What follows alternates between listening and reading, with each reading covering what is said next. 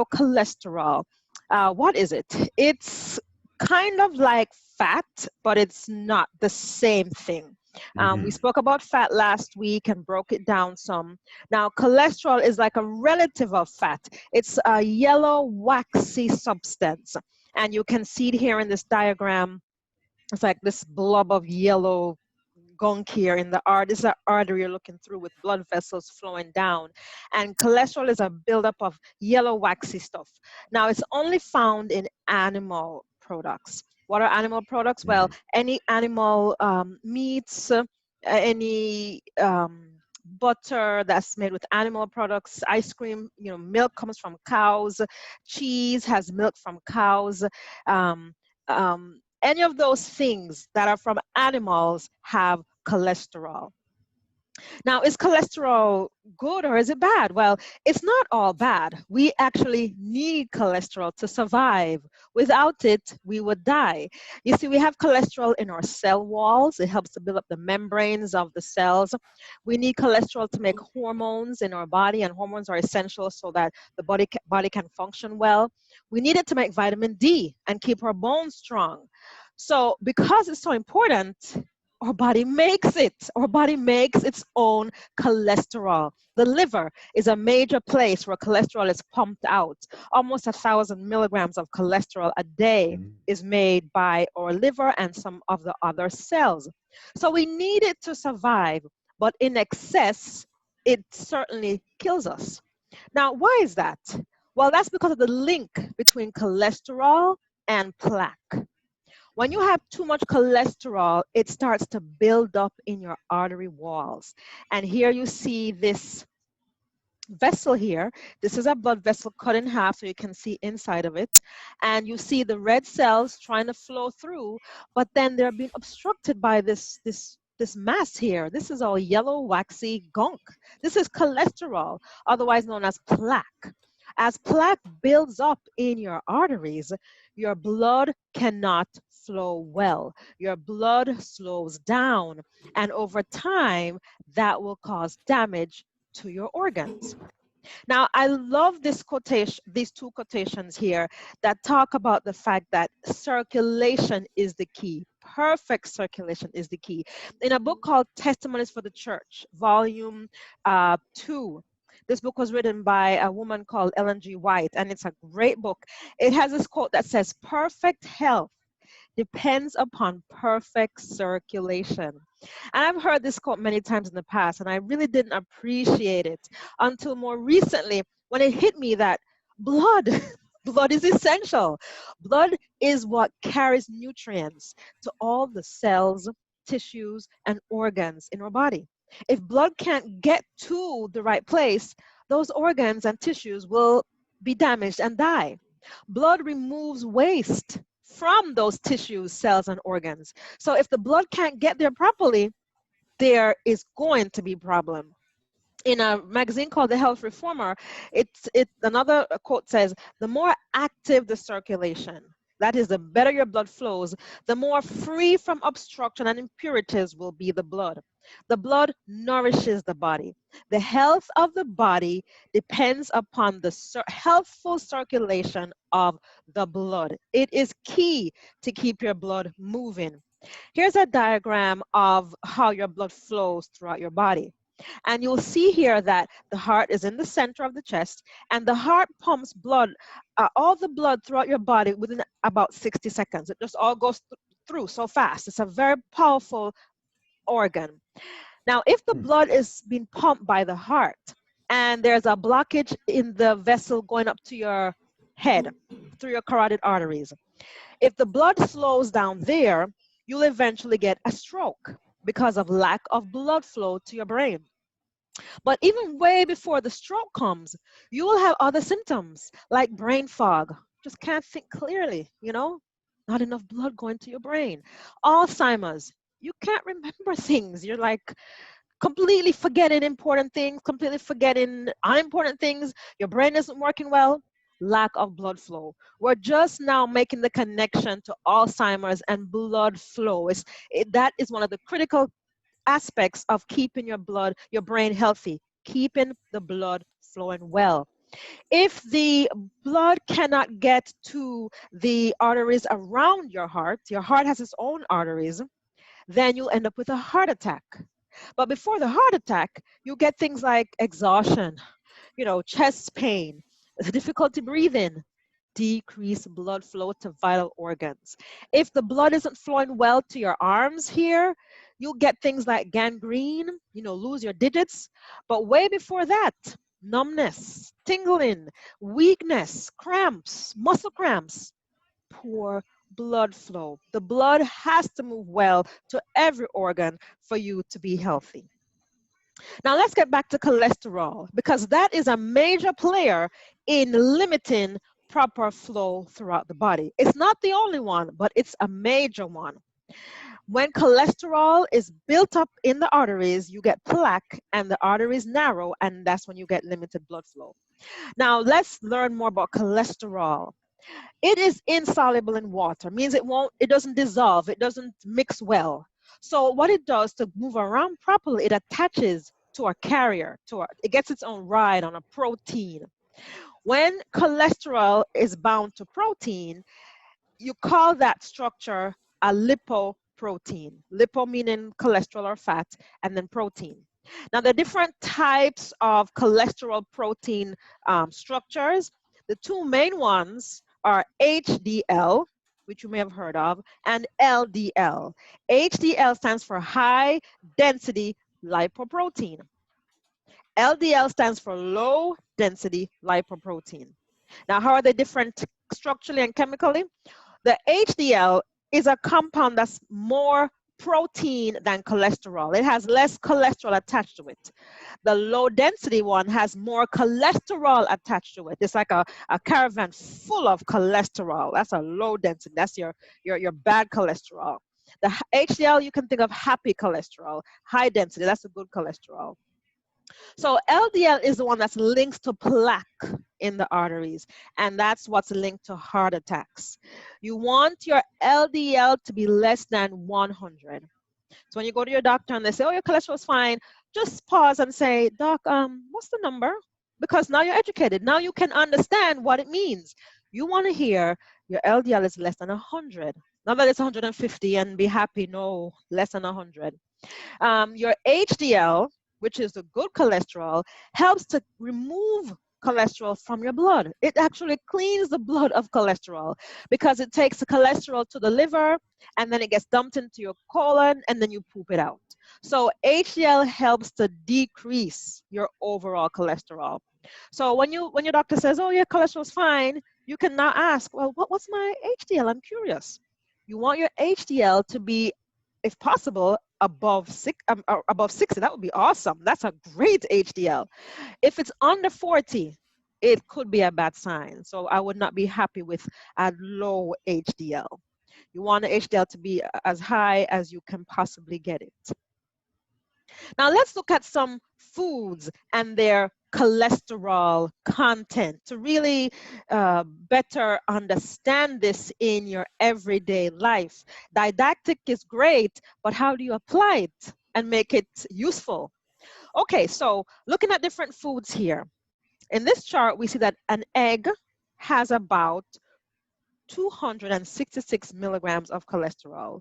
To put this in perspective, you should be aiming to eat less than 50 milligrams of cholesterol a day. Less than 50. So if you want to eat eggs, you probably should eat a quarter of an egg if you want to get to less than 50. And we eat 3. What do you say? Some people eat 3, or you? What did you say? Well, I used to eat eggs. Yeah, 2 and 3 at a time. Who you 1. telling? I love how eggs taste. They just taste great. When I was in Enough. college, I had 2 eggs every single day. It was just so. I used to make scrambled eggs, fry eggs, poach eggs. It tastes really good, Wow. um, but it is a cholesterol nightmare. So if you are somebody who has high cholesterol, you want to say goodbye to eggs, or at least goodbye to egg yolks. Because if you see here, it's the egg yolk that has all the cholesterol. The egg white actually doesn't have cholesterol. So Oh. So if you feel that the egg white can satisfy you and you really want to get some eggs, Yeah. by all means, get the healthiest form that you can of eggs, but avoid the yolk. Um, when you look at meat, the brains of animals have the highest concentration of cholesterol. So even in our brains, that's where most of our cholesterol is, because our nerves are wrapped and lined with cholesterol.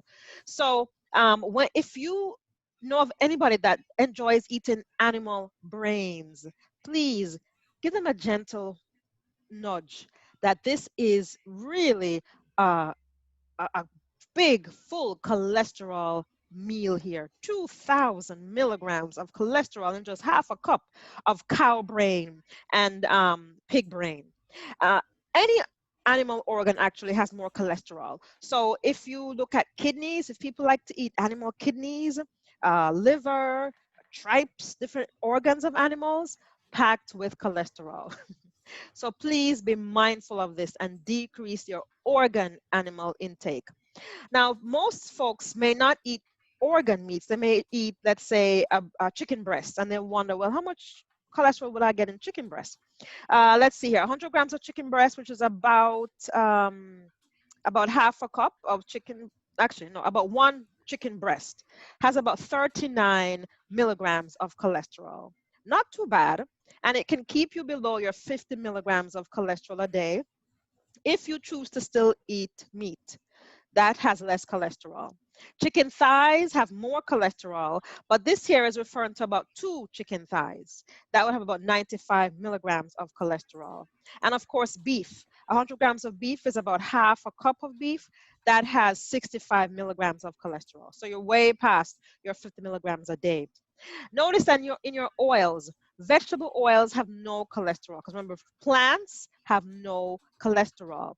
Um, Fish, some people think that fish is like a real health food.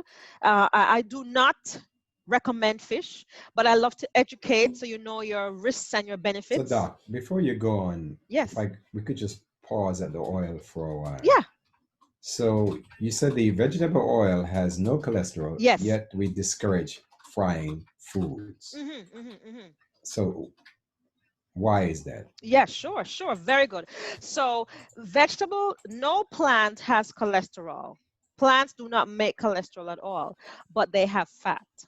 So in your vegetable oils, whilst you will not have cholesterol in there, you still have a high amount of fat. And in your vegetable oils, you mostly have your unsaturated fats that can only take a certain degree of heat. So if you have a lot of heat applied, the chemical structure of the fat begins to change and can become a carcinogen, can become damaging to the lining of the walls. So the fat has to also be considered. Remember last week we said that many of us talk about carbohydrates and proteins, but we don't really understand fat. Fat is a problem when we don't use it judiciously and try to limit it. So it's the fat that's the problem So, in vegetable oils. so, Doc, could you differentiate between fat and cholesterol for us this morning? Yes, yes. I love your questions. You're really getting into it. So, so fat and cholesterol, they're relatives, they're cousins. It's just that cholesterol, let's say, is a more dense, a heavier type, if you want to say type of fat. It's not really classed as a fat, but they're closely related. And cholesterol is denser, heavier, waxier, and it sticks to blood artery walls. So they're cousins. They're in the same family, they're cousins, but cholesterol is denser, heavier, and waxier. So let me That ask you helps this. you. So the danger of cholesterol is the fact that it's going to clog up my artery Yes. and probably lead to heart failure or a stroke. And the danger Yes. of fat is The danger of fat is number one, fat. It makes you fat. It is very okay. high in Well, some of us could use cholesterol. a few pounds, but yeah. Okay, and that's fine. If you can use a few pounds, you don't have to be as ginger on the fat. But the one of the biggest concerns with fat is fat makes you fat. It has double the calories of carbs, and proteins. So that's one reason to limit fat. The second danger of fat is it clogs up receptors on cells where the insulin needs to go in. So fat blocks cells from taking up cholesterol, so fat leads to diabetes. The third problem with fat is that when you have too much fat, the liver converts it to cholesterol. So sometimes the fat that you're eating gets turned into cholesterol because it's just way too much and it's a trans fat or a saturated fat. So three reasons you need to limit fat in your diet. So I hear you saying, well, fat, that messes with my cells, Mhm. but now cholesterol, well, that messes with my veins and arteries. Yes, yes, yes. Great. You're getting it. You're getting Mm. it. You are getting it. Also, increased fat makes your blood oily and cloudy, and it makes it not flow as smooth. And look at how water flows. I mean, water moves real fast. It's so thin and easily flowing. Oil doesn't move half as fast as water. So when you have a lot of fat in your blood, fat and cholesterol, your blood is sluggish, slow, and slow moving blood, the organs and the cells also are suffering. So look out for fat and cholesterol when you're eating your foods. I'm really happy that you're helping us to make that distinction there. Thank you. All right. So we were looking at fish, and some folks think that fish is this awesome health food. I do not recommend fish, but I want you to be well educated when you're making your own decisions. So fish has cholesterol, and some of the fish that most people I know eat may not be on this list. So like I did look up fish that were common like tuna and salmon. About a half Hmm. a cup of tuna and salmon has almost 100 grams of cholesterol. So it also has cholesterol in there. Now look at our dairy products. Dairy products are so near and dear to so many hearts, but they are high in cholesterol. Butter, 100 grams of butter is actually 7 tablespoons. And you may not put 7 tablespoons on one slice of bread, but when you have two, three slices of bread lathered with butter, and then you put butter in your rice that you're cooking, and then you put butter in the pot before you to saute your herbs, and then you put butter in your chicken, gravy, you start to really add up the amount of butter in your foods and cholesterol in your foods. So limit the amount of butter, please. Ice cream. What's 100 grams of ice cream? Well, that's just half a cup of ice cream. That's 45 milligrams of cholesterol. Nobody eats half a cup of ice cream. When you eat ice cream, you go for like a full cup, then another cup, and it's hard to really slow down. So keep in mind, you want to have less than 50 milligrams of cholesterol a day if you even have that much. And so if you're going to put ice cream in the regimen, it has to be a real small portion. Now, the part of the chart I love is look at the vegetables. Any vegetable, any fruit, any grain that you eat has zero cholesterol. No concern for cholesterol there. So if you are someone who has any of these conditions, heart disease, high blood pressure, kidney damage, stroke, heart attack, diabetes, obesity, any of those things, really consider moving away from animals and running to your plants. Those are the foods that heal. They have no cholesterol and they actually help you decrease the cholesterol. When we look at this application slide, it says eat less cholesterol. So we know what foods have cholesterol, we know what foods to avoid now, and we know what foods have zero cholesterol. So eat less cholesterol foods, eat less fat, and eat more fiber. Why fiber? Because fiber grabs a hold of the cholesterol and it drags it out of your colon and you get rid of it. Fiber sweeps the body clean and helps you decrease your cholesterol in your bloodstream overall. So you can't go wrong with plants. You really can't. They are just meant to keep us healthy and to keep the blood vessels nice and clean and to keep the blood flowing better. So it's interesting that I've heard people say when they have high cholesterol, they go to the doctor, and the doctor generally tell them, well, stay away from the oils, don't fry your foods and all that kind of stuff. I'm still Hmm. trying to understand the connection Yeah, and why the yeah, emphasis, because it seems to me, if I understand what you're saying, what yeah. my doctor should be saying is get some more, well, I want to say vegetables, but that's not the phrase I'm looking for. More fiber in your diet. That should be giving you a high fiber diet rather than necessarily telling you stay away from oils. Sure. Okay, excellent. Well, let's break this down. So, whenever there is disease, you want to ascertain the cause. Figure out the cause first, correct the problem, and then implement or continue healthy lifestyle practices. Now, if you have high cholesterol in your blood, what is the cause? More than likely, you are putting too much cholesterol in your body. Where do you find cholesterol? Cholesterol is only found in animal products. So first you need to remove the animal products. That's the first step. That's like clear as day. It's very, intuitive. You remove the cholesterol. That's the problem. That will help solve the problem. Mhm. Fat is also an avenue where cholesterol can be formed. When you have, when you go beyond a certain threshold of fat, when you have a certain type of fat, like saturated fats from animal products, we discussed that. Remember, animal products have saturated fats. When you eat trans fats, what has trans fats? Your chips, your donuts, your bagels, those things that have a lot of that have highly processed. Trans fats and saturated fats are converted to cholesterol in your liver. So you need to remove the animal products. That's the first thing.